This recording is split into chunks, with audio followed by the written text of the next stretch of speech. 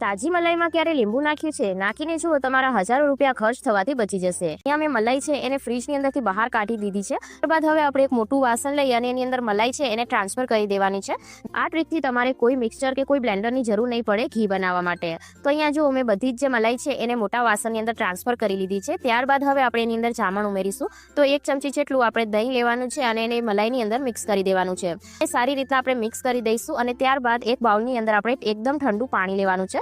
4 થી 5 મેં અંદર બરફના ટુકડા પણ લીધા છે. ત્યારબાદ હવે આપણે લઈશું લીંબુ. તો આ એક સિક્રેટ ટ્રીક છે. તો જુઓ, હવે લીંબુને આપણે મલાઈની અંદર નીચોવી દેવાનું છે. તો લીંબુ છે એ નાનું હોય તો તમે 1 લીંબુ લઈ શકો છો, પણ લીંબુ મોટું હોય તો અહીંયા અડધું લીંબુ લેવાનું છે. ત્યારબાદ હવે આપણે લઈશું વિસ્કર. તો વિસ્કરની મદદથી આપણે એને ફેટવાનું છે. તો અહીંયા જે ઠંડુ પાણી આપણે લીધું છે એના થોડા થોડા આપણે છીટા છે એ નાખતા જઈશું અને આ રીતના વિસ્કરની મદદથી ફેરવતા જઈશું. તમે અહીંયા 2 થી 3 મિનિટમાં જોશો કે આ મિશ્રણ છે એકદમ આ રીતના જાડું થઈ જશે, ઘટ થઈ જશે અને 2 થી 3 મિનિટ તમે આ રીતના ચલાવશો ને એટલે માખણ છે ને એ આ રીતના ઉપર આવી જશે.